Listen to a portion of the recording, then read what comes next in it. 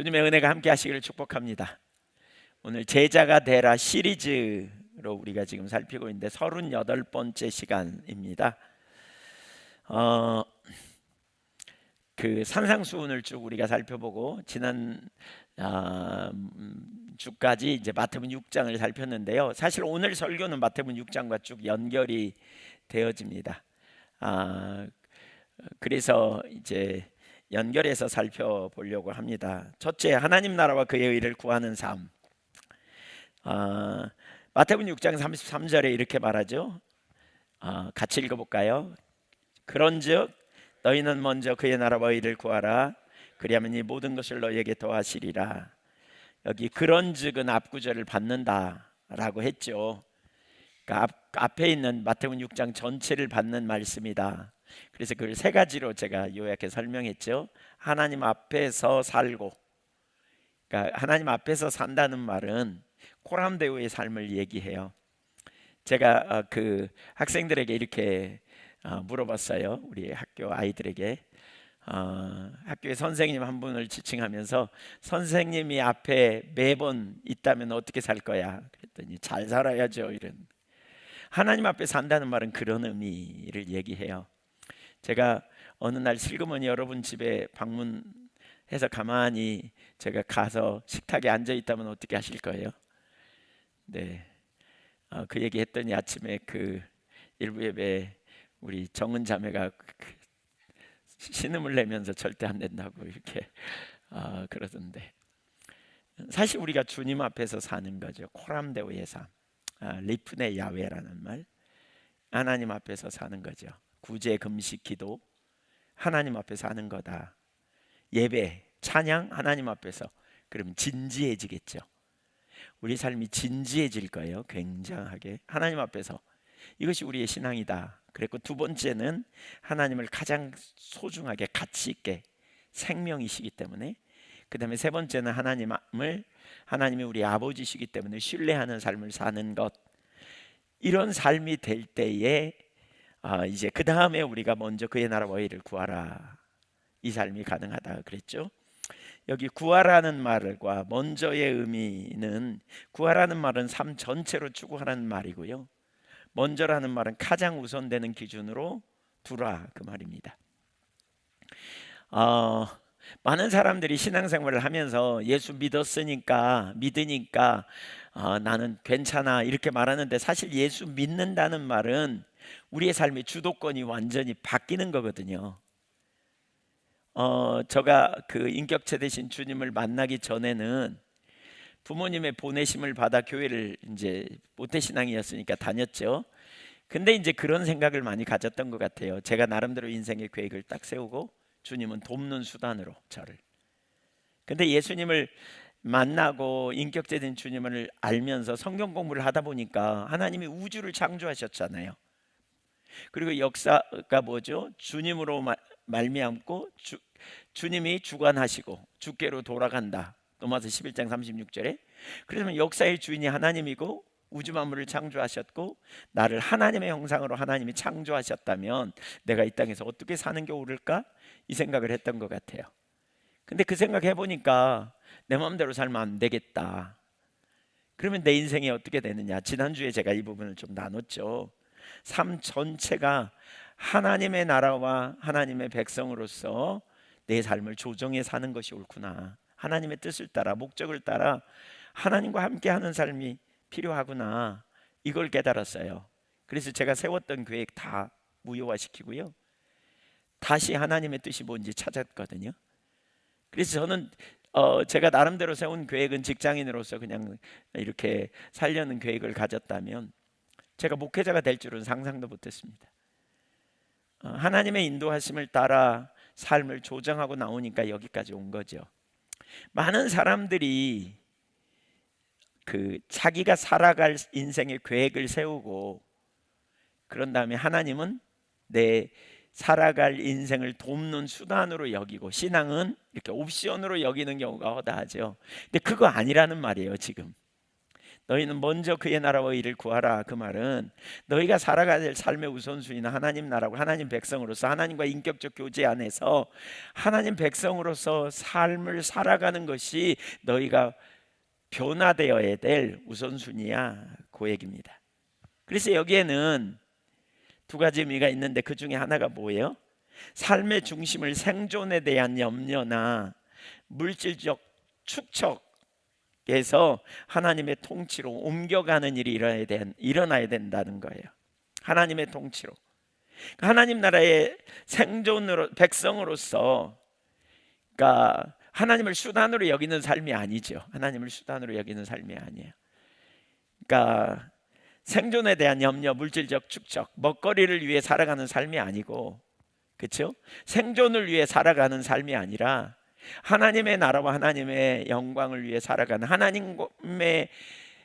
하나님에게서 우리의 삶의 방향이 나오고 우리의 삶의 목표가 나오고 인생의 그 길이 나오고 이 삶으로 전환되는 걸 의미해요.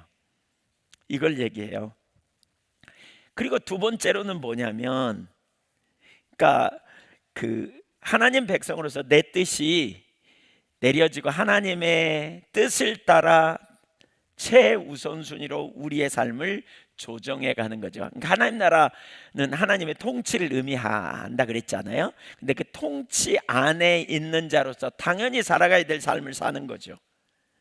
단순히 개인의 경건을 말하는 게 아니고 하나님 백성으로서 하나님이 기뻐하시는 삶을 우리가 살아가는 거예요. 내가 행하는 모든 영역에서, 가정에서도 하나님의 뜻대로, 세상에서도 하나님의 뜻대로, 직장에서도 하나님의 뜻대로, 인간관계를 맺을 때도, 물질에 대한 문제에 있어서도, 어떤 사업을 하면서도 하나님의 뜻, 하나님 백성답게 살아냄, 이거예요. 그러니까 그 하나님의 뜻을 실현해 감.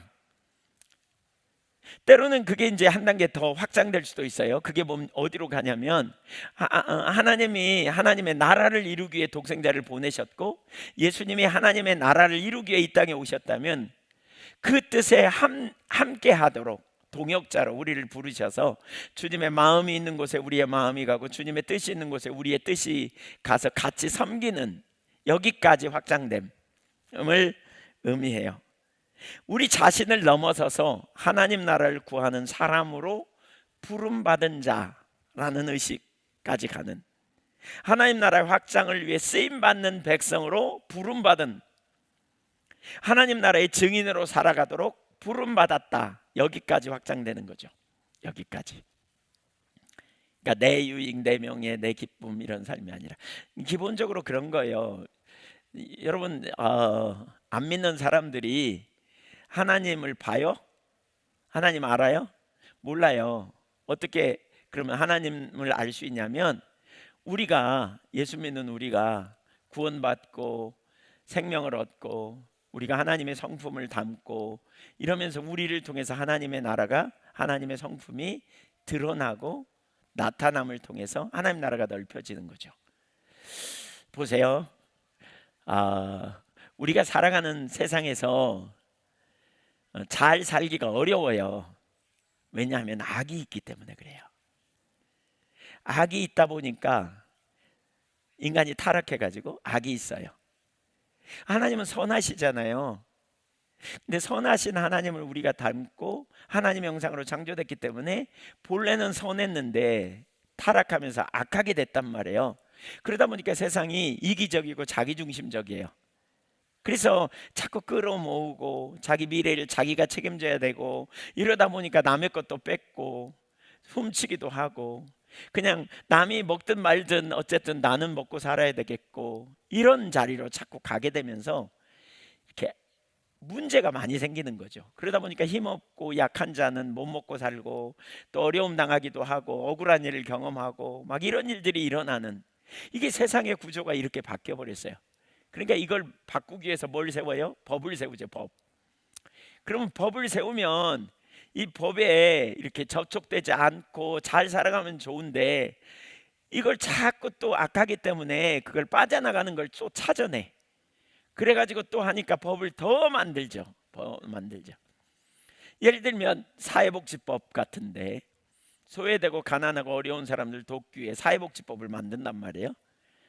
그런데 인간이 이렇게 그 법을 잘 지키면 별 문제가 없잖아요. 근데 인간이 악하단 말이에요. 그래가지고 어떻게든지 그 법망을 피해서 어떻게든지 내가 나의 유익을 위해서라도 내가 그걸 어떻게 이용해가지고 교묘하게 속이거나 또 감춰서 내 유익을 배를 채우려고 하는, 이것이 우리 인간의 본능이기 때문에 문제가 많이 생기죠. 문제가 정말 많이 생겨요. 그러니까 나눠서 골고루 먹으면 먹을 수 있는데 한 사람이 그냥 이기적인 욕심으로 끌어갖고 자기만 먹어버리는 거죠. 예. 예를 들면 만나가 하늘에서 내렸을 때 하나님이 왜 한 오멜만 주시라 그랬을까요? 틀림없이 저 같은 사람은 최치형이거든요. 그냥 있으면 몽땅 다 쓸어요, 쓸어. 저기 남아공 같은 데 가면 이렇게 전복이 많아요. 이렇게 발이 가면 전복. 영국에 가면 고사리가 그냥 사방에 널려 있어요. 그 공원에 가면 그냥 이따마는 고사리, 아주 새끼손가락만큼 두꺼운 고사리가 막 나요. 근데 어떤 사람들이 그걸 뜯었는데요, 그냥 싹쓸이 해버리는 거예요. 그러니까 시범 케이스로 걸려가지고 어떤 분은 하나에 1파운드씩, 하나에 고사리 하나에 1파운드씩 그래가지고 수천 파운드 수만 파운드 물게 되는 막 이런 일이 있고요. 이 전복 같은 것도 남아공 같은 데 가서 그 어떤 중국 사람들이 들어가가지고 컨테이너로 말려가지고 몇 컨테이너를 실어 날리다가 걸려가지고 지금은 이제 채취 금지예요. 못 따게 해요. 그러니까 이런 본성, 이게 인간의 죄성이라고요. 그러니까 몽땅 하여튼 먹든 못 먹든 하여튼 끌어모으는 거죠. 그러니까 다른 사람은 굶고, 이런 세상이에요. 이게 이제 세상이에요 지금. 이런 세상에서 우리가 주님 닮아 주님의 백성으로서 주님 백성답게 합당하게 사는, 그렇죠? 그게 의를 행하는 삶이란 말이에요. 하나님의 통치 아래에 있는 하나님의 백성답게 살아가는 삶, 이게 어렵단 말이에요. 쉽지 않아요. 근데 우리가 구원받고 하나님 나라 백성이 됐던 바로 요 삶을 살도록 우리를 초청하고 있는 거죠. 요 삶을 사는 데 있어서 우리가 우리 자신이 가정 안에서 삶의 현장에서 우리가 적극적으로 그런 공의를 이루고 나누고 섬기고 이렇게 살아가게 된다면, 정말 기독교인이 1200만이라 그러잖아요. 4분의 1이 기독교인인데 모두 다 이렇게 산다면 우리나라 정말 놀랍게 변했을 거예요. 근데 기독교인임에도 불구하고 아직 못 그러는 일이 너무 많죠. 허다하죠. 이기적이고 어떤 영역엔 안 그렇고. 여기 요즘 지하철 공사로 그냥 난리잖아요. 제가 어제 밥 먹고 오다 보니까 저기에 이런 글이 써 있더라고요. 이런 현판이 있고 거기에 공사 중, 그리고 불편을 끼쳐드려 죄송합니다. 우리가 예수 믿고 구원받아서 확 변하면 좋겠는데 아직 안 변했어요. 옆에 사람 한번 보세요. 다 변했는지, 아니면 공사 중인가요? 어떠세요? 공사 중인가요? 변했는가요? 아니면 공사 중단돼 버렸는지도 몰라요. 공사하다가 중단해 버렸어요. 그냥 불편해도 살아, 그러고 어찌라고 이게 난데 이러면서 막 옆에 사람은 불편해 죽겠다는데 공사 중단해 버렸어. 우리가 그 자리에 있지 않은지. 사실 우리가 살면서 주님은 우리가 그리스도인으로서 하나님 나라 백성으로서 온전한 삶을 살도록 우리를 초청하고 그런 삶을 살도록 우리를 이끌어서 하나님 나라와 그의 의를 구하는 백성이 되면서 우리가 우리 주변에서 우리 내면 안에서 뿐만 아니라 더 나아가 우리의 이웃을 섬기는 자리까지 가도록 주님이 저와 여러분을 부르셨다는 사실을 인식하기를 바랍니다. 하나님 나라의 증인으로 살도록. 네, 요한복음 21장 15절 한번 보겠습니다. 네, 요한복음 21장 15절 시작. 그들이 조반 먹은 후에 예수께서 시몬 베드로에게 이르시되 요한의 아들 시몬아, 네가 이 사람들보다 나를 더 사랑하느냐 하시니 이르되 주님 그러하나이다. 내가 주님을 사랑하는 줄 주님께서 아시나이다. 이르시되 내 어린 양을 먹이라 하시고. 예수님이 부활하신 후에 이제 예수님을 3번이나 부인한 베드로, 그리고 자기 본래의 직업으로 돌아가서 고기나 잡아야 되겠다 그리고 갔잖아요. 그렇지만 여전히 빈배였죠. 예수님이 가셔서 오른편에 던지라 그랬더니 고기가 많이 잡혔고, 깜짝 놀라서 부활하신 주님이심을 알고 베드로가 나왔더니 예수님께서 그 조반을 차려주시고 떡을 주시고 그 다음에 생선을 구워서 주시면서 먹게 한 다음에 이렇게 물어요. 요한의 아들 시몬아, 네가 이 사람들보다 나를 더 사랑하느냐? 요한의 아들 시몬아, 네가 이 사람들보다, 그러니까 세상에 있는 다른 사람들보다 혹은 제자들보다, 혹은 이 표현은 이것들보다라는 말로도 번역되거든요. 그러니까 이것들보다라는 말은 네가 가는 그 직업보다, 물고기 잡는 일보다 나를 더 사랑하냐? 이렇게 물어요. 예. 그러니까 주님이 원하시는 답은 뭐예요? 그렇다고 답하는 것이죠. 예. 그러니까 여기서 우리가 볼 수 있는 아주 중요한 한 가지는 그거예요. 우리 신앙이 결국 뭐야 되는가, 무엇인가를 보여주는 거죠. 그러니까 몇 가지 행동을 잘하는 게 아니라 하나님과의 인격적 사랑의 관계다. 이 얘기 되게 많이 강조했잖아요. 따라서 보세요. 우리 신앙은 인격적인 친밀한 사랑의 교제다. 누구와요? 하나님과 인격적 친밀한 사랑의 교제. 그래서 하나님을 최고로 사랑하는 거, 이거 정말 귀한 일이죠. 귀한 일이에요.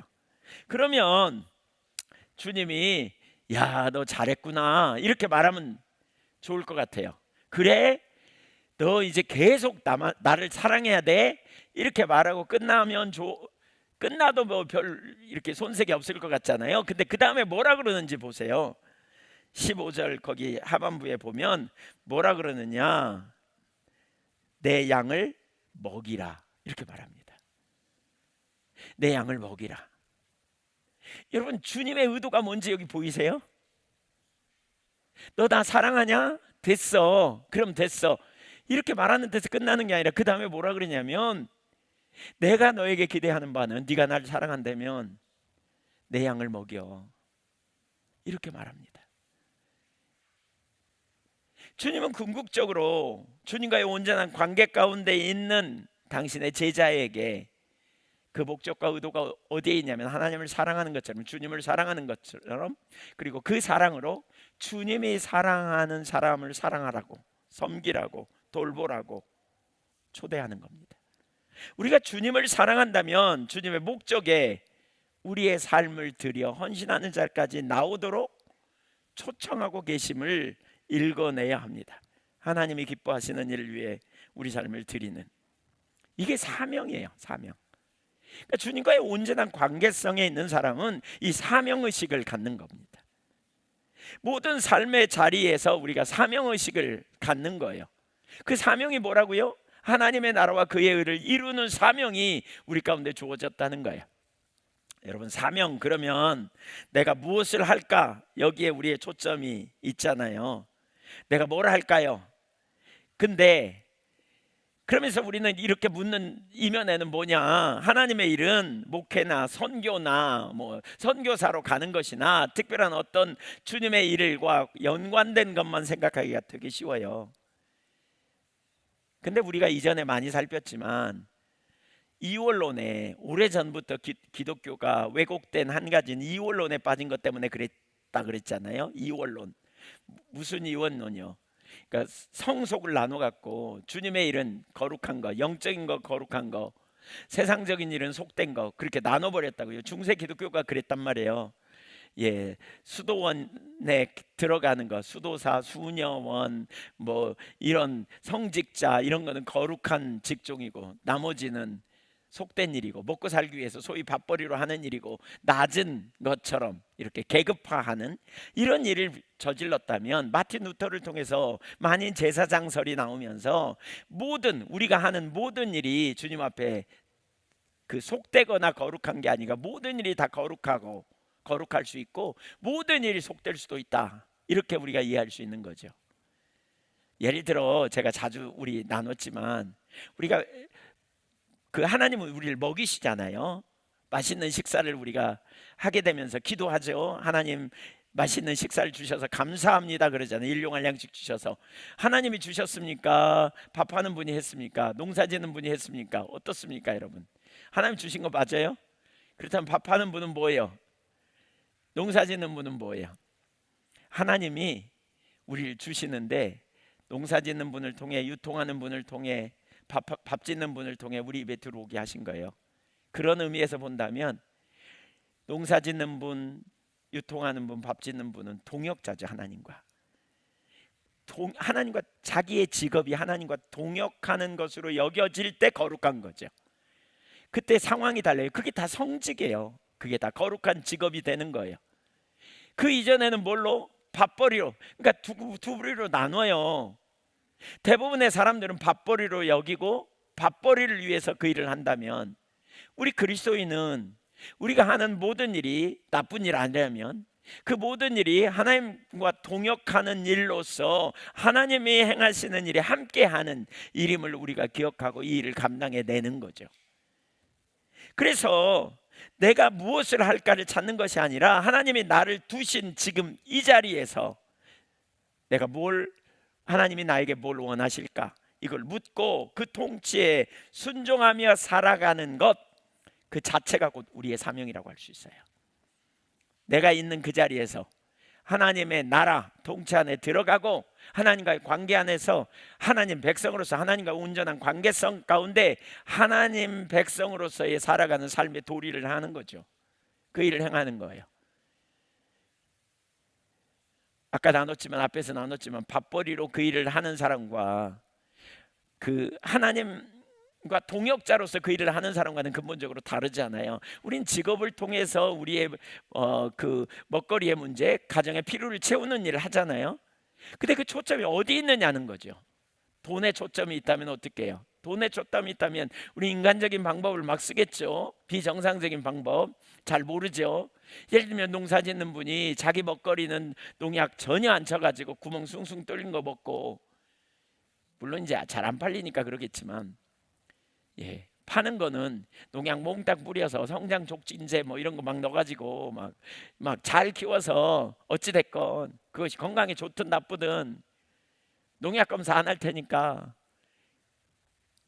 돈 많이 벌어서 팔면 그만이다, 이런 의식 가지고 할 수도 있다는 거죠. 하나님 나라 백성으로서 우리가 하나님과 동역자라면 어떻게 서는 것이 올바른가? 이게 직업윤리죠. 직업윤리. 과거에 우리 저기 계신 집사님이 다리를 다쳐가지고 병원에 입원했는데 병원에 수술하라고 그런다고, 제가 깜짝 놀래가지고 그만큼 안 다치신 것 같은데, 그래서 거기 그 MRI 찍은 거 가지고 아는 분이 있어서 보내봤어요. 그랬더니 그분이 그러더라고요. 이거 누가 이렇게 했냐고, 그 병원 좀 알려달라고. 그래서 알려줬더니 전화해가지고 그랬다는 거예요. 그렇게 하면 안 되지 않냐고. 얼마 지나면 나을 건데 수술해야 된다고. 그 아무리 답답해도 그렇게 하면 안 되지 않냐고. 돈벌이가.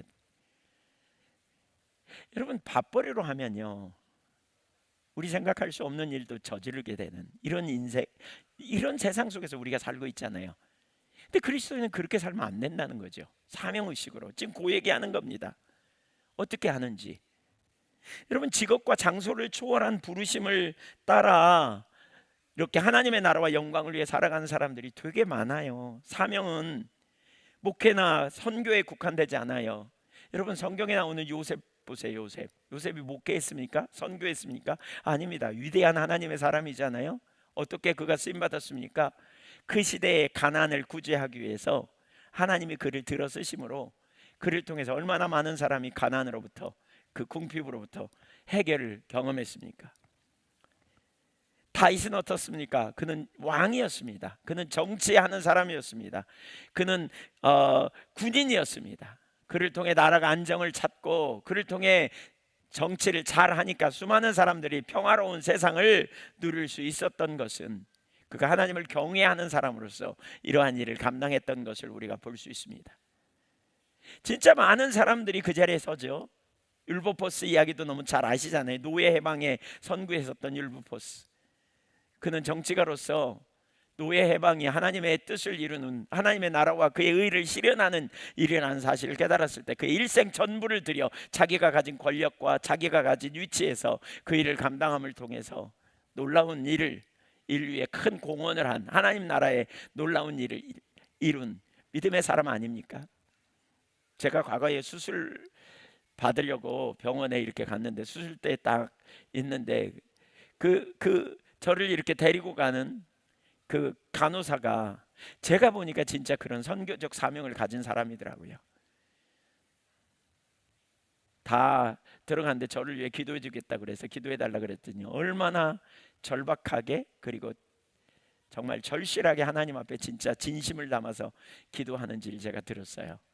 나중에 그 의사 선생님에게 물어봤어요. 그분 참 귀하더라고. 그랬더니 그분이 우리 방 리더입니다. 수술방 리더입니다. 그러면서 뭐라 그러냐면 수술하면서 뭐가 잘 안 돼서 짜증나면 자기 손을 잡는데요. 그리고 기도하자 그런대요. 수술하다가 수술기구 놓고 손잡고 기도한대요. 여러 사람이 같이. 리더래요. 그 자리에서 최선을 다해 섬기는 자리에 있는 것, 얼마나 놀랍습니까? 수많은 사람들이 바로 이러한 일을 했죠. 테일러, 허디슨 테일러, 조지 뮬러 같은 사람들, 감춰져 있는 수많은 믿음의 사람들이 이 땅에서 그 자신의 안락함을 포기하고 하나님 나라의 가치를 세상에 심는 자리에 섰던 것, 우리가 바로 그러한 소명의식을 가지고 나가야 한다는 거죠. 하나님 앞에 산다면, 하나님이 최고의 가치라면, 그리고 하나님이 우리 아버지라면 우리가 그 나라에 가기까지 허락하신 시간 동안 우리가 이런 자리에 서야 한다는 거죠. 이때 우리에게 필요한 중심의 자세가 뭐냐면 사랑입니다. 사랑. 하나님이 우리에게 주신 두 가지 계명이 있잖아요. 율법의 두 계명, 하나님을 사랑하고 이웃을 사랑하라고 말하고 있잖아요. 사랑의 이중 계명. 이웃을 사랑함으로 우리는 하나님의 일에 동참하는 자리에 서도록, 그러니까 하나님의 일에 동참하는 과정에 우리에게 진짜 필요한 자세가 뭐냐면 사랑입니다. 예수님이 2000년 전에 왜 이 땅에 오셨습니까? 우리의 필요를 채우기 위해 오셨습니다. 십자가에서 고난을 당하시고 죽으심은 저와 여러분을 사랑으로 돌보시기 위함입니다. 주님의 저와 여러분을 통해서 바로 그 일을 이루기 원하시는 거죠.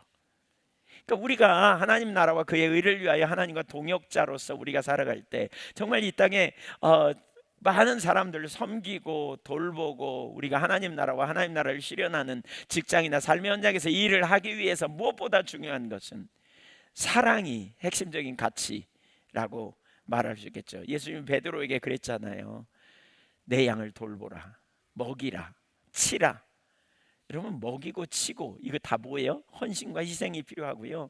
그것은 어린 양을 돌보라 그랬어요.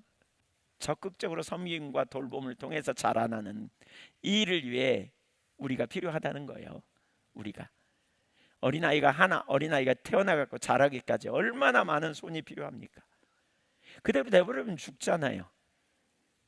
그래서 사랑으로 세심한 배려와 돌봄으로 그 아이들을 자라게 하고 세워감을 통해서 아이들이 잘 세워져 가는 것처럼 우리가 바로 구원받았고 하나님의 은혜를 경험했다면 이제 우리가 하나님 앞에서 살고 하나님이 최고의 가치가 있고 하나님이 우리의 필요를 채우시는 분이고 우리의 좋으신 아버지라면 우리가 그분을 정말 모든 것보다 더 많이 사랑하는 우선순위가 정해졌다면 이제 주님은 우리를 통해 그 일을 하기 원하세요. 저와 여러분을 통해. 최근에 통계해 보니까 우리나라 사람의 75%가 외로움을 가끔 느낀다 이런 표현을 했더라고요. 친한 자기 속마음을 털어놓을 친구가 한 명도 없다 이런 사람도요. 제가 그 수치를 잘 기억 못하는데 결코 적지 않아요. 되게 많아요. 오늘날 젊은이들은 이렇게 미디어 세상 속에서 산대잖아요. 미디어 세상 속에서 SNS를 통해 소통하기 때문에 폭이 좁다. 그리고 인간관계 맺는 걸 어려워하는 이런 특징을 갖는다 그러죠. 그래서 관계를 맺고 싶으면 너무나 달라. 생각도 다르고 그러니까 맺기가 어려워. 그러니까 자기 중심에 묶여 있는 이런 세상 속에서, 그래서 그 전문가들은 그런 표현을 되게 많이 하죠. 누구에게나 친구가 필요하다는 거예요. 근데 사랑의 마음을 가지고 섬길 친구가 필요하다는 거예요. 이 시대의 전도요, 여러분, 노망전도 잘 안 돼요. 그래서 전도법을 바꿔야 돼요. 훨씬 개인주의적이고 이기적으로 바뀌었기 때문에 노방전도 해갖고 잘 안 되네요. 물론 노방전도도 할 필요가 있고 당연히 해야 되고 예비된 영혼이 있기 때문에 당연히 중요한데, 관계 중심 전도고 섬김의 전도가 무엇보다 핵심인 거죠. 그게 되어져야 사실 우리가 영향력을 미치고요. 주님이 바로 그러한 일들을 위하여 우리로 사랑의 자리로 우리를 초청하고 계시는 거죠. 사랑. 그래서 요한 1서에서는 집중적으로 뭘 가르쳐요? 하나님은 사랑이시라. 예수님이 요한복음 13장 34절에 새 계명을 준다. 새 계명을 준다. 내가 너희를 사랑한 것처럼 너희가 서로 사랑하라. 그러니까 이것이 새 계명이에요. 새 계명. 구약의 율법과 함께 우리에게 예수님이 주신 새 계명. 지금 신약 시대 주님이 떠나면서 제자들에게 주신 새 계명. 새 계명을 너희에게 주노니 너희가 서로 사랑하라. 내가 너희를 사랑한 것 같이 너희가 서로 사랑하라. 그러면서 35절에 너희가 서로 사랑하면 이로써 모든 사람이 너희가 내 제자인 줄 알리라. 제자의 정체성의 핵심은 사랑입니다. 사랑. 사랑이에요. 우리가 이 사랑, 아가파오죠. 아가파오, 헬라어. 조건 없이 주는 사랑, 섬기는 사랑. 우리가 하나님 나라와 그의 의를 구하는 영향력을 미치기 위해서 무엇보다 중요한 게 바로 이 사랑의 섬김. 이것이 우리에게 필요합니다. 사랑의 섬김은 다른 사람을 감동시켜요. 사랑의 섬김은 다른 사람을 변화시키는, 마음 문을 열게 하고요, 영향력을 행할 수 있는 아주 좋은 통로예요. 우리가 이 사랑의 섬김이 우리 가운데 핵심이어야 돼요. 무엇보다 사랑의 마음을 가지고 사랑의 섬김을 할 수 있기를 축복합니다. 예, 옆에 사람 한번 고백해 주세요. 내가 당신을 사랑합니다. 이렇게. 뭐 저기 안 할 거요? 네, 왜 이렇게 안 하세요? 다시 한번 쳐다보고 해보세요. 내가 당신을 사랑합니다. 사랑으로 섬기겠습니다. 네, 네.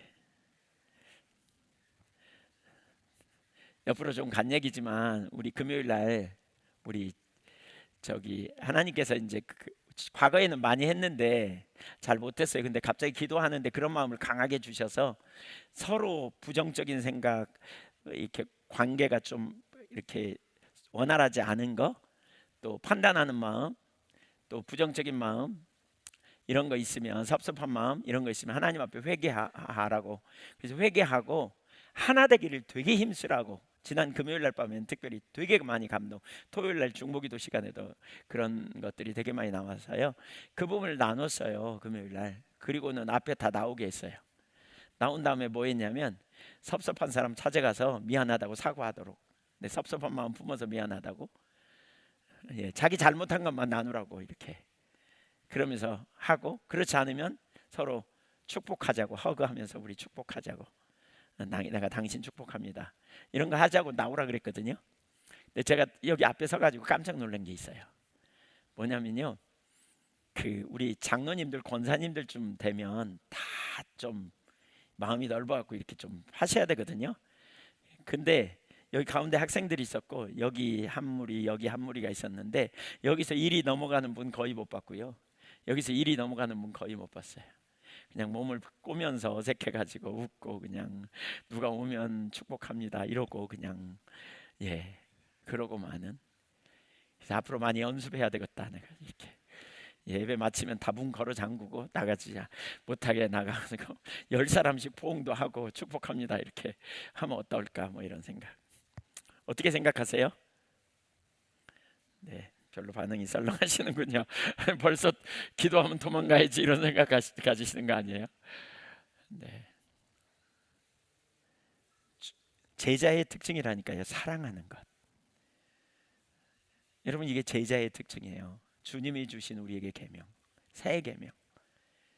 우리가 그거 가지고 섬기고 나누고 돌보고 이 자리에 적극적으로 서도록 초청하시는 거예요. 네, 그날 도망가신 분도 있어요. 네, 네. 두 번째, 자, 두 번째,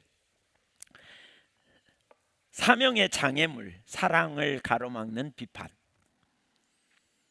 그의 나라와 의를 구하며 삶의 자리에서 우리가 그 사명을 감당하는 자로 서기로 결단했다면, 이제 6장에서 7장에 들어서자마자 맞닥뜨리는 첫 번째 경고가 뭐냐?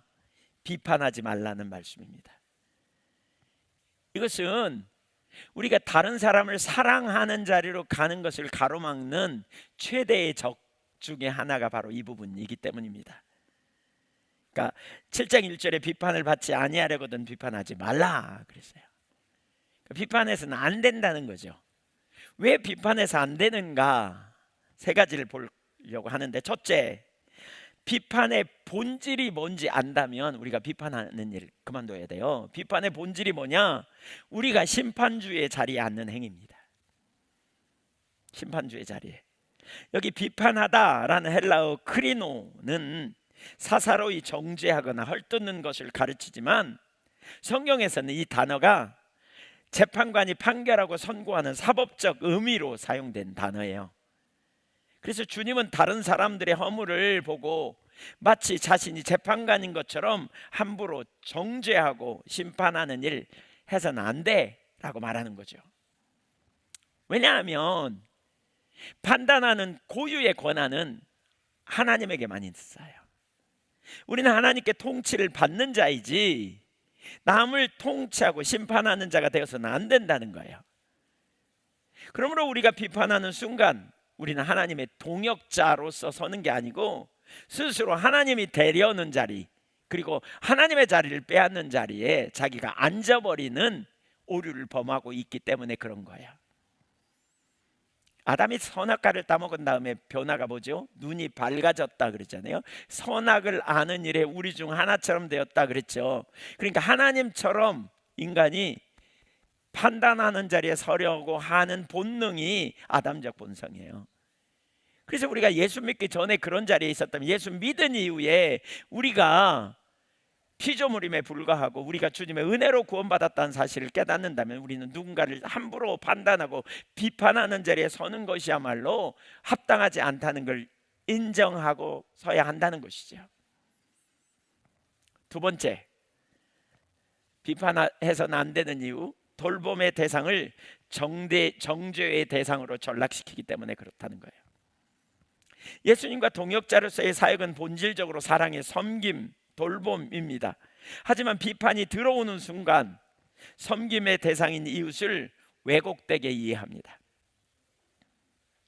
비판은 상대방을 고치고 도와야 될 인격체로 보기보다는 분석하고 지적해야 될 문제 덩어리로 보기 쉽습니다.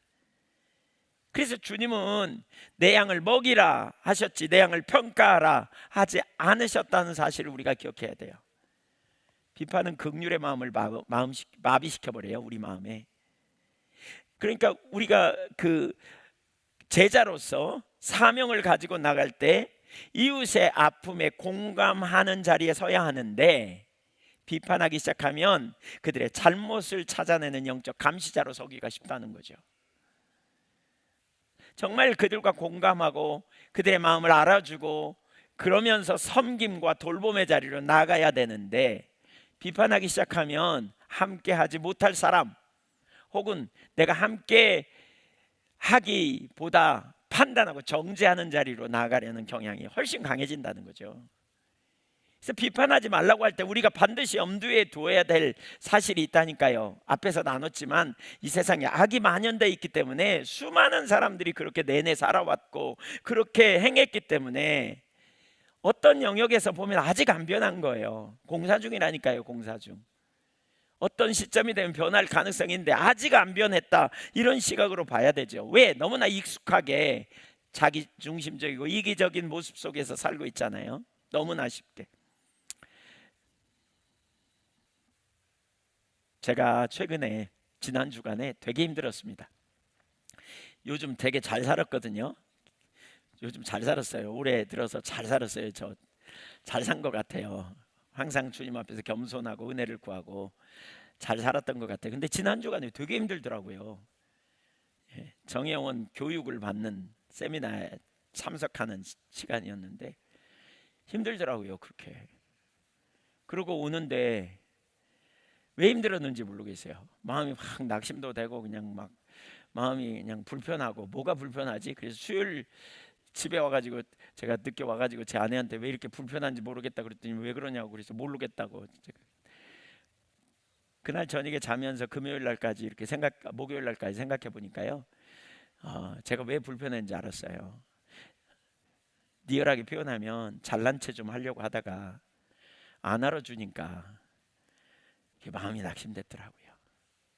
진짜 몰랐어요. 하나님이 알려주시기 전까지는. 그 옆에서 또 누가 막 저한테 막 이렇게 또 바람을 잡았어요. 목사님이 강의했으면 훨씬 잘할 텐데 막 이런. 그러니까 제 교만이 막 올라갔겠죠. 막 마음이. 그래서 한 3일 동안 엄청 헤맸습니다. 엄청 헤매고 또 회개하고 돌이킨 다음에 마음이 좀 편안해지고 확 더 겸손한 채로 갔습니다. 제가 가려고 해서 간 게 아니고요. 어떤 순간 저도 모르게 그 자리에 제가 가버렸더라고요. 그러니까 은혜 거치면 그 자리에 가는 거예요. 이게 뭘로 아니면 아니 여러분 눈빛이 어떻게 그럴 수 있어? 이런 눈빛으로 보는 것 같아서 좀 찔리는데 여러분 안 그러실까요? 네, 아마 안 그러지 않을 거요. 그런가요? 네, 남 얘기 아니죠. 왜냐하면 우리가 살아온 세상이 그래요. 악이 만연돼 있고 우리가 그런데 너무 오랫동안 쪄들었어요. 익숙했어요. 그게 정상인 것처럼 다 받아들여지고 그게 뭐 그거 가지고 찔려 뭐 이렇게 생각하기가 얼마나 쉬운지 몰라요. 예수 믿지 않는 사람은 말할 것도 없고 예수 믿는 사람 중에서도 아직 변화되지 않으니까 그냥 그런 자리에 머물러 있죠. 스스로 고칠 능력도 없고 해결책도 없기 때문에 주님이 오셔서 우리의 모든 죄를 담당하시고 영원한 생명을 우리에게 주셨잖아요. 그런 다음에 부활 승천하셔서 성령을 우리에게 주시고 그래서 성령님이 오셔서 새창조 역사를 이루시지만 아직도 순간순간 은혜 놓치면 얼마나 자주 그런 자리로 가버리고 처박히는지. 그러다 보니까 다른 사람한테 민폐도 끼치고 그러다 보니까 엉뚱한 짓도 하고 그러다 보니까 다른 사람이 좀 나는 잘 사는데 저 인간 저거 뭐야 이렇게 판단도 하기가 얼마나 쉬운지. 얼마나 우리가 그 자리에 순식간에 얼마나 자주 돌아가는지. 그리고 그 자리에 서는 순간 우리의 마음이 좁아져서 품고 사랑하고 그 관점으로 봐고 또 그럴 수 있지라고 이해하면서 들어주고 기다려주고 이런 자리에 가야 우리가 진정한 섬김이 되는데 판단하기 시작하면 다시는 못 만날 사람이구만. 그리고 선을 그으는 거죠. 아유 뭐 저런 사람이 다 있어. 그리고 선을 그어버리면 긍휼히 여기고 우리가 섬겨야 될 사람을 판단하고 정죄한 자리에 서서 다시는 그 진정한 사랑의 돌보모의 자리까지 가지 못하는 그러한 우를 범하게 되기 때문이라는 거예요. 판단하면 안 되겠죠? 네. 아니 대답해 보세요. 판단하면 안 되겠죠? 근데 혹시 지난 한 주간 돌아보세요. 혹시 누군가하고 만나서 누군가 판단하고 정죄하지 않았나요? 혹시 북카페에 다 앉아가지고 실컷 예배드리고 내려가서 북카페에 앉아서 혹시 그런 얘기 나누지 않았나요? 제가 가끔 북카페에 사람들이 앉아있으면 가서 들어보고 싶어. 혹시 그러고 있나 싶어. 이게 우리에 너무나 가깝잖아요. 너무나 익숙하잖아요. 이게 우리 속에 얼마나 익숙한지. 사실 우리 이 문제를 진지하게 우리가 생각해 볼 필요가 있죠. 하나님은 엄청 안 기뻐하는 일이고요. 우리가 정말 누군가를 섬기는데 치명적으로 방해케 하는 영역인 것을 우리가 기억해야 돼요. 세 번째, 내가 세운 기준에 내가 스스로 심판받게 돼요. 갇히게 되는 일을 경험하기 때문에 우리가 판단하면 안 된다는 거예요. 1절 2절을 다시 한번 읽어볼까요? 시작. 비판을 받지 아니하려거든 비판하지 말라. 너희가 비판하는 그 비판으로 너희가 비판을 받을 것이요. 그랬죠. 그 헤아림을 받을 것이다. 왜 이런 말 있잖아요. 가는 말이 고와야 오는 말이 곱다 이런 속담이 있죠. 어느 날 누군가가 두 사람 얘기해서 옆에 슬쩍 이렇게 가봤더니 여러분을 거기다 올려놓고 비판하고 있어. 그런 얘기를 들으면 무슨 생각이 들어요? 여러분 속에도 이런 생각이 올라올 거예요. 그 인간 너무하네 이러면서 그 사람의 약점을 다른 사람한테 또 하지 않겠어요? 한편으로는 이 얘기예요. 우리가 누군가의 약함을 얘기하면 그 사람에게 우리의 약함을 험담, 그 사람이 우리의 험담을 할 수도 있다. 지금 이 얘기이기도 해요. 기본적으로 다른 사람을 비판하려는 마음이 우리 속에 있기 때문에 우리는 자꾸 누군가를 험담하죠. 왜 심리학 용어 중에 투사라는 말이 있잖아요. 투사. 자기의 약점을 감추기 위해 다른 사람의 약점을 올려놓고 비판해. 그러면 자기 약점이 싹 가려지기 때문에 투사라 그러잖아요. 왜 다윗이 성경에 그런 이야기 나오죠. 다윗이 왜 그러니까 기본적으로 우리 속에 비판하려는 마음이 있단 말이에요. 그 우리 아이 안에 바세바 범하고 잘못했잖아요. 그러고도 시침이 뚝 떼고 모르는 척했죠. 그 우리야 죽이고. 근데 어느 날 하나님이 나단 선지자를 그에게 보내잖아요. 그리고 나단 선지자가 가서 이런 예를 들어요.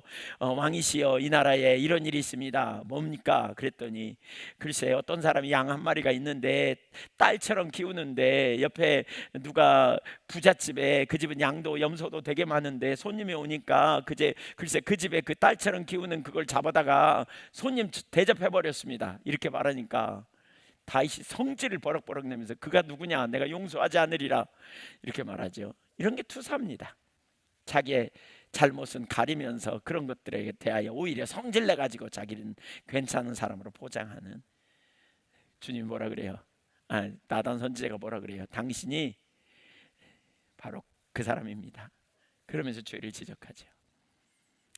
가리려는 본능이 있어요. 현장에서 가늠하다 접혀온 여인 이야기 아시죠? 요한복음 8장에 다 돌을 하나씩 들었거든요. 왜? 치겠다는 거죠. 그때 예수님 뭐라 그래요? 너희 중에 죄 없는 자가 먼저 돌로 쳐라 그랬더니 다 도망가잖아요. 이것이 우리의 실상이죠. 여러분 주님이 우리를 용서하려고 오셨어요. 주님이 우리를 법으로 대하기로 했다면 우리 다 죽었죠. 근데 주님이 우리를 구원하기 위해 용서하시기 위해 오셨고 십자가를 지셨어요. 우리가 그렇게 구원 받았단 말이에요. 그래서 아까 비판하지 말라. 너희가 비판을 그러니까 비판을 받지 않으려거든 비판하지 말라. 여기 비판하는 자는 그 비판을 받을 것이다라고 말하는데 1절에서 비판하는 자는 비판을 받는다. 이걸 그 신적 수동태라고 말해요. 비판하는 주체가 그러니까 심판을 하시는 주체가 누구냐면 하나님이라는 거예요. 그러니까 종말에 너희가 그 비판하는 그 비판 갖고 너희가 나중에 하나님의 심판대 앞에 그 심판 받게 돼. 그러지 않으려면 너희가 비판하지 말아야 돼. 그러면서 그 하나님이 우리를 비판하는 비판이 뭐냐면 우리가 헤아리는 우리가 다른 사람을 비판하는 그 거리를 모아 우리를 심판하시겠다는 거예요. 율법으로 안 돼서 하나님의 아들이 오셨잖아요. 그리고 그 율법으로 해결할 수 없기 때문에 하나님의 아들이 우리의 모든 죄를 담당하시고 우리가 법으로 대하지 않고 사랑으로 대하기로 주님이 작정하셨잖아요. 주님 안에서 의롭다함을 얻잖아요. 법이 아니라 관계 안에서. 그래서 주님이 우리에게 모든 기준을 제거하고 은혜와 사랑으로 우리를 자녀로 받아주셨단 말이에요. 하나님이. 근데 우리가 다시 법을 스스로 세우는 거죠. 그렇게 구원받은 이후에 우리가 누군가를 판단하고 정죄하고 후욕하고 그러면서 하나씩 만드는 거죠. 그걸로 다시 너희 자신을 재판하도록 하겠냐. 지금 그 얘기죠. 지금 그 얘기예요. 우리가 누구인지 알면 우리는 이 판단하고 비판하는 일 중단하게 돼요. 로마서 3장 19절 읽어보겠습니다. 교독 24절까지 교독합니다. 우리가 알거니와 무릇 율법이 말하는 자는 율법 아래에 있는 자들에게 말하는 것이니 이는 모든 입을 막고 온 세상으로 하나님의 심판 아래에 있게 하려 함이라.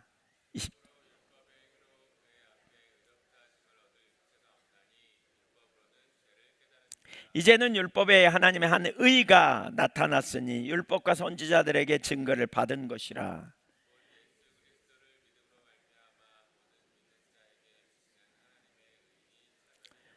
모든 사람이 죄를 범하였음에 하나님의 영광에 이르지 못하더니 그리스도 예수 안에 있는 속량으로 말미암아 하나님의 은혜로 값없이 의롭다 하심을 얻은 자 되었느니라. 하나님 보시기에 의로운 자가 하나도 없다는 거죠. 모든 인간은 하나님의 진노 아래 있고요, 어느 누구도 면제될 수 없기 때문에 하나님의 한 의가 나타났다는 거예요.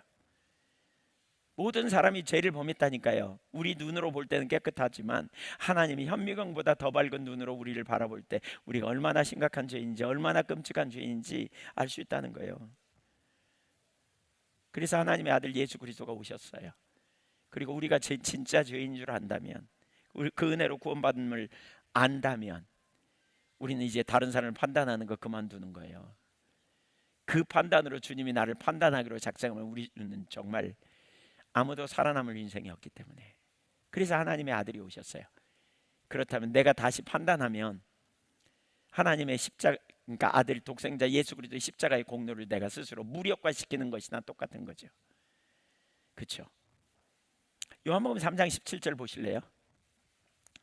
시작.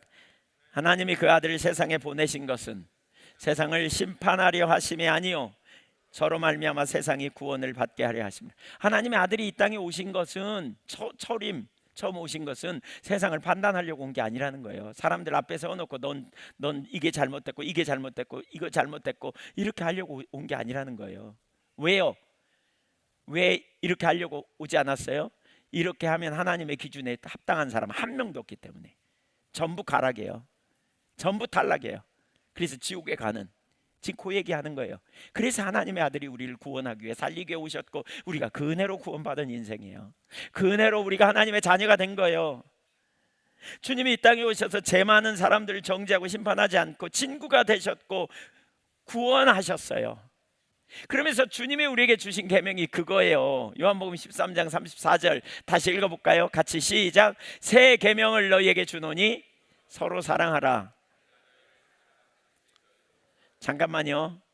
주님이 서로 사랑하래요. 서로 사랑하래요. 그 기준이 뭐냐면, 그 기준이 내 마음에 들면 사랑하고 내 마음에 안 들면 사랑하고 이거 아니에요. 예수님이 우리를 사랑한 것처럼이에요. 이걸 제 식으로 표현해 볼게. 따라해 보세요. 옆에 사람 보면서 해보세요. 나는 당신을 사랑하되, 옆에 사람 바라보면서 하세요. 난 당신을 사랑하되 법으로 대하지 않고 내 기준으로 대하지 않고 주님처럼 사랑하겠습니다. 내가 법으로 대하지 않고 당신을 위해 죽겠습니다. 이 얘기예요. 왜 죽겠다는 표현은 좀 소리가 주네요. 당신을 위해 내가 죽을게요. 지금 그 얘기예요. 이게 제자의 삶이에요. 이게 그 얘기예요. 우리가 그 은혜를 알지 못하면 어떻게 섬기겠어요? 어떻게 우리가 다른 사람을 돌보고 다른 사람을 우리가 공감해주고 다른 사람을 이해해주고 그럴 수 있냐고요. 이게 제자의 삶의 특징인데, 너희가 서로 사랑하면 이로써 모든 사람이 너희가 내 제자인 줄 알 거야. 우리를 통해 예수님이 누구인지 알게 되고 우리를 통해 하나님이 누구인지 알게 되고 하나님의 나라가 뭔지 알게 되고 이 일을 이루어질 거야 라고 주님이 지금 말씀하시잖아요. 우리가 주님의 제자가 되면, 사랑하면. 그래서 판단이 얼마나 심각한지, 정죄, 내 기준 가지고. 사도 바울은 남을 판단한 자는 남을 판단하는 그 행위로서 스스로 정죄한다, 이런 표현을 해요. 같은 맥락이죠. 로마서 2장 1절을 봅니다. 그러므로 남을 판단하는 사람아, 누구를 막론하고 내가 핑계하지 못할 것은 남을 판단하는 것으로 네가 너를 정죄함이니 판단하는 내가 같은 일을 행함이니라. 남 판단하고 똑같은 일을 정해요. 그래서 어떤 분은 그런 글을 썼어요. 개혁을 외치는 사람이 그 잣대를 자기부터 대면 좋겠다. 그렇다면 세상은 엄청나게 변했을 거다. 개혁을 얘기하는데 남들에게 들이대고 자기는 안 되는, 이건 합당하지 않다. 요한복음 8장 15절에 그래서 예수님이 그랬잖아요. 너희는 육체를 따라 판단하나, 너희는 육체를 따라 판단하나 나는 아무도 판단하지 않는다. 왜 판단하지 않을까요? 판단할 가치가 없어요. 우린 몽땅 죄인이니까. 주님이 우리를 판단하는 대신 우리를 위하여 십자가를 지셨어요. 우리를 구원하기 위해 오셨단 말이에요. 사순절 고난 주간에 우리가 이걸 깊이 묵상하면 좋겠습니다. 주님이 나를 위한 십자가, 대속의 죽음, 그 고난 판단하지 않으려고 나를 구원해 놓으심, 우리가 그 은혜로 구원받음을 안다면 우린 전적인 주님의 사랑과 은혜로 다른 사람을 섬길 수 있겠죠. 현장에서 가늠하다 잡혀온 여인에게 예수님이 그렇게 말하잖아요. 죄 없는 자가 돌로 쳐라 그랬더니 다 도망가 버리니까 그 여인과 예수님만 남습니다. 그 여인을 칠 수 있는 유일한 한 분은 예수님입니다. 근데 예수님 뭐라 그래요? 나도 너를 정죄하지 않으리라. 예수님이 왜 오셨다고요? 정죄하러 오셨다고요? 판단하러 오셨다고요? 아니요. 뭐하러 오셨다고요? 구원하러 오셨다고요. 우리가 주님의 제자로서 우리의 이웃을 판단하러 제자 만드신 게 아니라는 거예요. 우리를 통해 다른 사람 판단하라, 이렇게 주님이 그래서 너 내 제자가 되라 이렇게 말씀하신 게 아니라는 거예요. 우리가 이 부분에 너무나 익숙한데 정말 하나님 앞에서 그 은혜를 깨닫고 예수님은 그 여인을 보내셨잖아요. 그리고 묵묵히 어떻게 하셨습니까? 저는 그 여인을 보내셨을 때 예수님이 이렇게 말씀하셨 속으로 생각했을 거라고 생각합니다. 여인에게 가서 죄를 범하지 마라. 그 대신 내가 너를 위하여 십자가의 고난을 짊어지고 십자가에서 저주받은 십자가를 내가 짊어질게. 너는 나를 믿음으로 내 안에서 자유와 행복을 누려라. 이것이 복음이에요. 우리가 그 은혜로 구원받은 거 아니겠어요? 그분의 의의 한량없는 은혜로 우리가 구원받은 거고요. 그 은혜 아래서 우리가 생명을 소유하는 거죠. 이것이 너무나 놀라운 축복이고 은혜인 거죠. 사실 우리가 남을 판단할 수 없는 것은 우리가 심각한 죄인이기 때문에 그래요. 우리가 판단하는 자리에 가 있는 이유 중에 하나는 율법주의적인 자기의에 빠져 있기 때문에 그런 거죠. 자기의로 돌아가는 순간 자기는 잘하고 있다 생각하거나 자기로 돌아가는 순간 자기 자신을 하나님의 기준이 아닌 율법적인 기준으로 바라보면서 죄책감에 빠지거나 이 자리에 헤매는, 그 자리에 있기 때문에 은혜로 구원받은 사실을 놓치고 이걸 바라보기 때문에 우리가 다른 사람도 판단하고 정죄하고 그 자리에 우리가 쏜살같이 가는 거죠. 비판은 전염성이 강해요. 그래서 야고보서 4장 11절에 보면 입법자와 재판자는 오직 하나님 한 분이다. 그러면서 그리스도 공동체에 속한 자들이 피차에 비방하지 않도록, 형제들아 서로 비방하지 말라 그랬죠. 왜냐하면 공동체를 해치는 아주 강한 독성 중에 하나가 바로 비방이기 때문에 그래요. 하나님의 백성들이 비판의 영에 사로잡히면, 이 바리새적인 영에 사로잡히면 영적인 우월의식과 자부심을 가지고 다른 사람을 정죄하고 다른 사람을 판단하는 자리에 가게 되면 하나님 나라는 절대로 확장되지 않고요, 바리새적인 종교 시스템으로 교회는 전락합니다. 프로그램 중심적인 상황으로 가버립니다. 우리가 비판을 멈춰야 되는 이유가 여기 있습니다. 상대방이 옳기 때문이 아니라 내가 하나님의 심판대 앞에 서야 될 죄인이기 때문에 내가 은혜를 받은 자로서 내가 다른 사람에게 은혜로 대하는 그 자세를 우리가 가져야 돼요. 하나님의 나라는 비판의 칼날 위에 세워지지 않습니다. 하나님의 나라는 긍휼과 공감 속에서 넓혀져 갑니다. 하나님의 나라는 우리의 이웃의 허물을 비판의 눈으로 보기 시작할 때 무너질 수밖에 없습니다. 공동체는 무너집니다. 우리가 자기 기준 가지고 여전히 판단하고 정죄하고 바라보는 자리에 우리가 서 있다면 우리는 그 자리에서 정말 돌아서서 정말 상대방의 필요를 보거든, 넘어지고 약함을 보거든 공사 중인 거니 하고 기다려주고 위해서 기도해줘야 된다니까요. 기도해줘야 돼요. 제가 여기 편말을 하나, 명찰을 다 하나 만들까 싶었습니다. 여기다가 이렇게 명찰, 그래서 여기다 공사 중, 불편을 끼쳐 죄송합니다 이렇게 좀 붙이고 다녀야 되지 않나 싶습니다. 우리가 얼마나 많이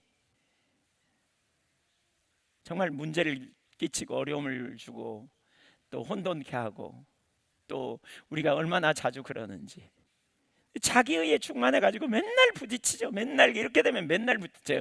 어떻게 그 주님의 사랑이 교회 안에 이루어지고 돌봄이 가능하겠어요? 가정이 어떻게 세워지겠습니까?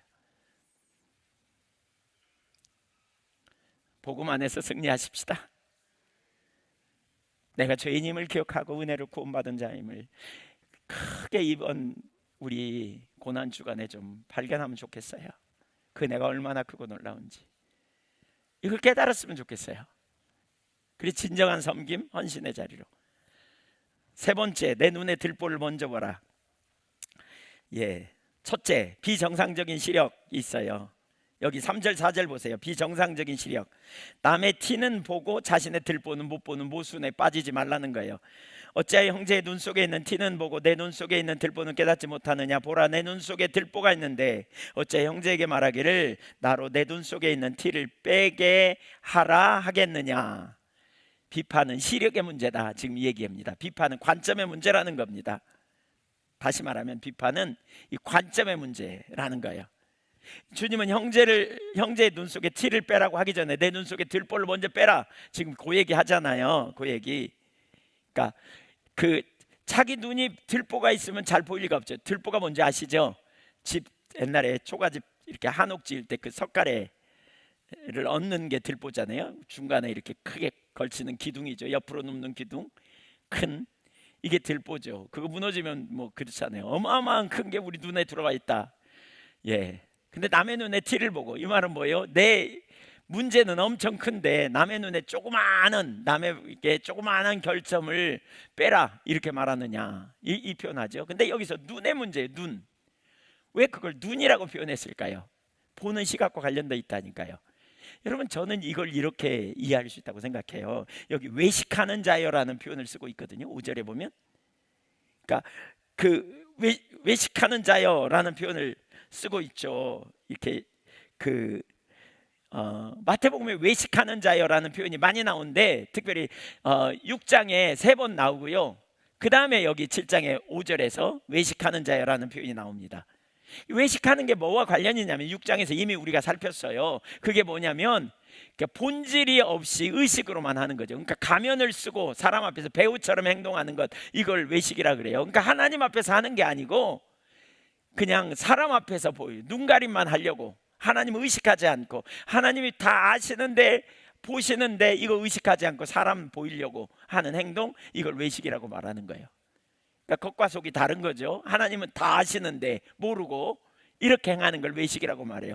결국 이건 뭘 의미하냐면 이 사람은, 지금 비판하는 사람은 하나님 앞에 있지 않다는 거예요. 하나님 앞에 서 있지 않다는 거예요. 기도도 구제도 금식도 뭐 할 수는 있고 예배도 할 수는 있는데 지금 하나님 앞에 있지 않음을 의식하는 거예요. 하나님 앞에 있지 않으면 어떻게 해요? 자신의 모습을 못 보고요. 자신의 모습을 못 보면요, 교만으로 가요. 그래서 저는 이 들보가 교만이라고 봐요. 교만. 자기 중심으로 돌아간 거죠.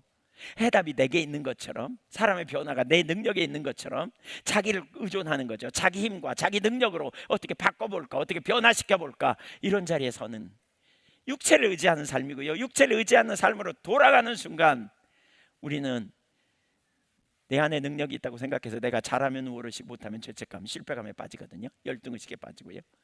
그래서 영적인 우월의식과 자부심에 빠지든지 아니면 죄책감에 빠지든지, 누가복음 18장에 그 바리새인, 성전에 올라간 바리새인, 일에 2번씩 금식하고 소득의 11조를 드리나이다, 저 세리와 죄인과 같지 않음을 감사하나이다, 이렇게 기도한 그런 자의 모습과 같은 거죠. 지금 그런 자의 모습.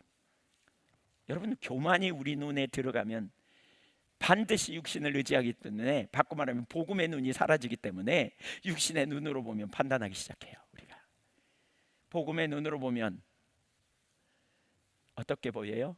모든 사람이 죄인이고 우리 모두에게는 은혜가 필요하고 은혜로 구원받았고 우리는 여전히 공사 중이고 하나님이 새 창조의 역사를 이루기 위해 성령으로 우리 안에서 역사하고 계시고, 우리가 성령을 의지하고, 그래서 실패한 걸 인정하고, 또 나도 실패했고 저 사람도 실패할 수 있고, 저 사람이 나도 실패했다가 회복했고 저 사람도 실패했다가 언제가 회복할 거다, 그리고 중보기도 해주고, 이게 복음의 시선이에요. 근데 율법주의적인 시선, 육체를 의지하는 시선은요, 잘 못 살면 정죄하는 거죠. 나도 정죄해. 아이고 내가 못 살았네, 죄책감에 눌려요. 좀 잘 살면 우울의식에 빠지고요, 다른 사람도 그 잣대 갖고 재보는 거죠. 왜 저렇게 못 살아? 그래서 판단하고 정죄하고, 우리가 후욕하고 비난하고, 이 자리를 쏜살같이가, 이거 얼마나 쉬운지 몰라요. 비판은 관점의 문제예요. 다음에 단점을 찾고 비판하는 자리에 있는 그 순간, 내가 하나님의 시선을 갖지 못한 거죠. 복음의 시선, 복음 안에서의 관점을 갖지 못한 거죠. 그렇다면 은혜의 개념을 잃어버리고, 은혜의 개념으로 우리 자신도 바라보고 이웃도 바라보고 환경도 바라보고, 그러면 판단을 내리는데, 주님 저도 그렇습니다. 저를 구원하신 것처럼 저 사람도 도와주세요 하나님. 이런 태도와 자세로 우리가 서야 하는데, 길을 잃어버리면 쏜살같이 교만해요. 우리가 왜 판단해요? 우리는 옳게 살고 말씀대로 살려고 무척 노력하죠. 그런데 그러면 그럴수록 우리는 다른 사람의 잘못이 더 잘 보이고 크게 보이는 경우가 많죠. 그러면 우리는 잘못하고 있는 사람에게 그 잘못을 지적하고, 그것이 옳게 사는 것이라고 믿죠. 이 사람에게 문제가 뭔지 아시겠어요? 복음의 관점에서 자신을 바라보거나 이웃을 바라보는 게 아니에요. 그걸 놓쳐버렸어요. 하나님의 관점으로 보지 않아요. 이거 놓치면 순식간에 율법주의적인 관점으로, 육체를 의지하는 관점으로 돌아가 버린 거예요. 은혜로 구원받았다는 사실을 잊고 은혜로 살아야 되고, 그 은혜로 주님이 내가 공사 중임에도 불구하고 계속 나를 은혜로 기다려주고 성령으로 함께 하셔서 날 일으켜주고 계시다는 그 사실을 놓치니까, 좀 변화되면 자기가 잘해서 한 것 같고, 좀 뭔가 내놓을 만한 거리가 있으면 자기가 잘해서 한 것 같고, 그러니까 그렇지 못한 사람 판단하고 정죄하고 우월의식 갖고 자부심 갖고, 그러니까 판단하고 비판하는 자리에 가는 거예요. 이렇게 말하면 고칠 줄 알아, 고칠 수 있다고 생각하면서 판단하고 정죄한 자리로 가는 거죠. 비정상적인 시력을 갖는 거예요. 비정상적 관점. 근데 아세요? 아무리 은혜의 시선을 가졌다가도 순식간에 비정상적인 관점을 가지고 우리는 판단하고 정죄한 자리로 서버릴 수 있다는 거. 그러니까 은혜 아니면 소망이 없는 거죠. 맞나요? 맞습니까? 두 번째, 정상 시력을 회복하여 이웃을 섬길 수 있어요. 정상 시력을 회복해야 돼요. 정상 시력을 회복할 때 이웃을 잘 섬길 수 있어요. 5절을 보세요. 그 과정을 여기 볼 수 있거든요. 외식하는 자여, 먼저 내 눈 속에서 들보를 빼어라. 그 후에야 밝히 보고 형제의 눈 속에서 티를 빼리라. 여기 세 가지 주목할 문장이 있어요. 첫 번째, 먼저라는 거예요. 먼저. 두 번째는 뭐예요? 밝히 보고예요. 그리고 형제의 티를 빼리라. 그러니까 먼저 네가 할 일이 있다. 그렇게 하면 너가 밝히 보여지게 될 거다. 그리고 남을 섬기는 자리에 설 수 있다. 지금 그 얘기예요. 먼저라는 말이 뭐예요? 우리가 가장 먼저 서야 할 곳이 있다는 거예요. 가장 먼저 내 눈 속에 들보를 빼기 위해서 할 일이 있다. 그게 뭐냐? 외식하는 신앙 깨버리고 인격적인 하나님 교제 가운데 나가야 되는 거예요. 하나님의 말씀의 거울에 나 자신을 비춰보고 하나님 앞에 코람데오의 삶, 하나님을 의식하고, 그래서 우리가 예배에 성공해야 된다니까요. 하나님 앞에 나가되 인격제신 하나님을 예배하는 그 자리에 서는 거예요. 이게 보여야 돼요. 온 마음 다해 하나님 찾으면 하나님 앞에서 내 상태가 드러나고 깨달아질 때 우리가 어떻게 돼요? 회개하고 내가 교만하구나, 이것도 깨달아지고, 내가 악하구나, 내가 진짜 이기적이구나, 내가 하나님 은혜 없이는 진짜 잘난 체 않은 인간이구나, 안 알아주면 상처받는구나, 이런 것들이 보여야 돼요. 자꾸 보여야 돼요. 전심으로. 이게 보이면 겸손해지거든요. 그 다음에 왜 주님 아니면 안 되는 거라니까. 그때서 비로소 무슨 일이 벌어진다고요? 두 번째로 밝히 본다고요. 그때 비로소 밝히 봐요. 이 들보가 깨져야, 이 교만이 깨져야 밝히 볼 수 있어요. 여기 밝히 보다는 무슨 의미냐면 꿰뚫어보다 시력을 회복하다라는 의미예요. 영적인 안목이 열린다는 거예요. 율법주의적인 사고, 이 관점이 내려지면 진짜 은혜로 내가 구원받았고 은혜 아니면 안 돼. 정말 하나님 은혜 감사합니다. 이런 시선을 회복할 때 비로소 우리가 영적인 안목이 열리고, 그럴 때 뭐예요? 다른 사람을 바라보되 심판자의 시선이 아니라, 재판자의 시선이 아니라 아픔을 공감하는 치유자의 시선, 그를 위하는 긍휼의 마음으로 바라보는 시선이 열리게 된다는 거죠. 이것이 우리가 다른 사람을 섬길 수 있는 자격이 되는 거예요. 조건이 되는 거죠. 세 번째, 이때 진정한 섬김의 자리에 설 수 있어요. 형제의 티를 빼리라 그러죠. 빼리라. 내가 깨끗해지는 것으로 끝나지 않고 그 겸손한 마음으로 형제에게 다가가 그를 아프지 않게 조심스럽게 도와주고 함께 온전하도록 세워주는 그 일이 가능한 거죠. 나는 됐는데 넌 안 됐구만, 이런 자세가 아니라, 나나 너나 비슷하지만 나도 은혜로 구원받았는데 너에게 이런 은혜가 필요해. 그리고 조심스럽게 나누는 거죠. 내 눈에 들보를 먼저 보는 사람은 형제의 눈에 티를 빼려고 할 때 손을 떨어. 혹시 상처 줄까 봐. 그 고통이 얼마나 아픈지 알기 때문에. 비판은 상처를 주지만 들보를 뺀 사명자의 사랑의 권면은 형제를 회복시키는 귀한 통로가 되는 것이지요. 이것이 바로 하나님 나라와 그의 의를 이루는 성도의 삶의 방식이 되어야 하는 거죠. 내 안에 비판하려는, 내 안에 가르치려는, 내 안에 저 사람을 후욕하려는, 나는 됐고 넌 안 됐어, 이런 태도가 아닌 진짜 사랑의 마음으로 상대방을 섬기는 이 태도가 우리에게 필요한 거예요. 저와 여러분 이 자리에 있기를 소망합니다.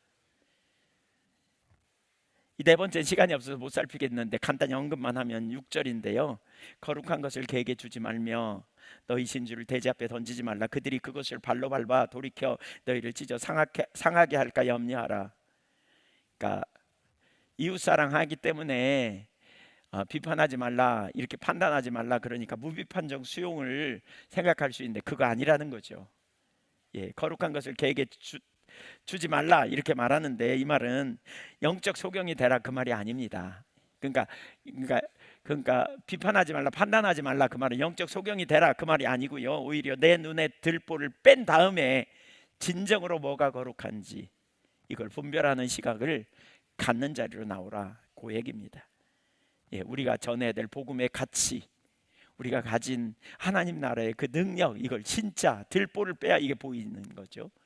이걸 알면 그걸 전하되 사랑으로 분별하고 섬기면서 다른 사람을 도와주는 진정한 그 자리에 설 수 있는 걸 말하는 겁니다. 저는 하나님께서 지금 우리 예한교회 가운데 가장 주목해야 될 한 부분이 서로 사랑의 섬김이라는 사실을 깨닫게 됩니다. 최근에 시스템에 대하여 이런저런 감동도 있고 그런데요, 우리 세워진 시스템이 잘 돌아가기 위해서 이 사랑의 섬김이 회복돼야 합니다. 오이코스 리더들이 다른 사람을 사랑의 섬김의 자세로 진짜 중심의 그런 마음으로 섬겨보십시오. 어떤 일이 벌어질지. 유언의 선교에 다 마찬가지입니다.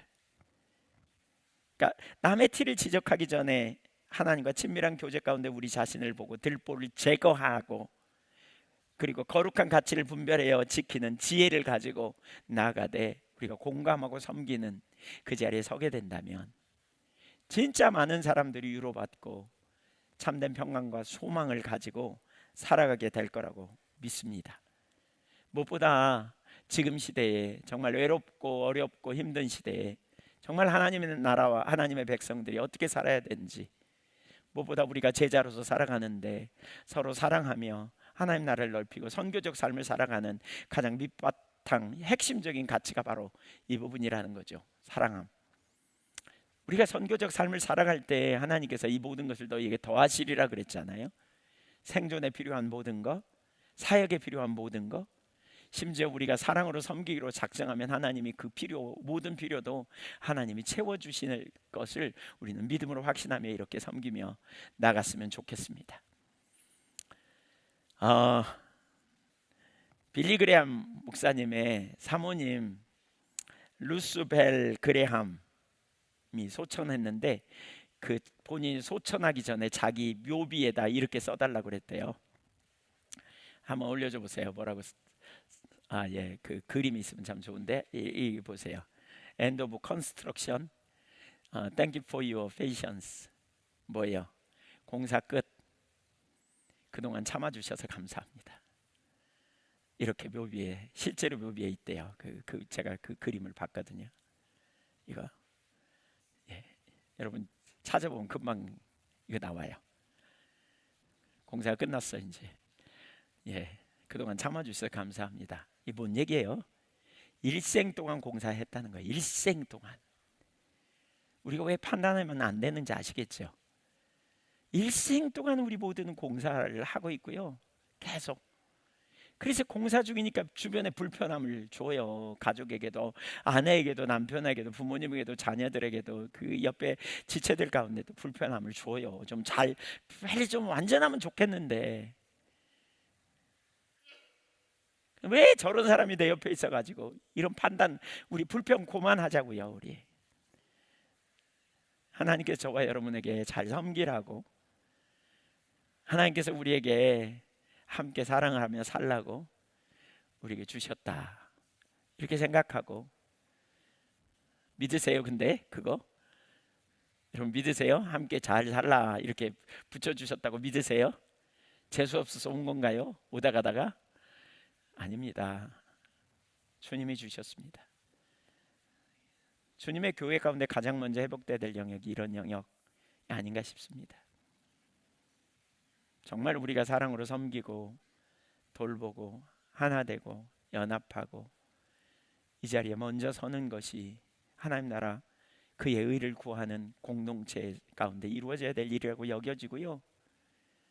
우리가 더 깊이 삶을 나누고 헌신하는 자리로 나가고, 여러분이 있는 가정에서, 여러분의 삶의 현장에서, 여러분의 직장에서, 여러분의 자리에서 그렇게 하나님 나라와 의를 구하며 사명을 감당하되 사랑으로 그 일을 감당하면 주님이 여러분을 통해 놀라운 열매를, 결실을 이루게 될 줄로 믿습니다. 우리 그렇게 결단하십시다. 서로 사랑하기로요. 사랑으로 섬기기로 결단하십시다. 기도하겠습니다.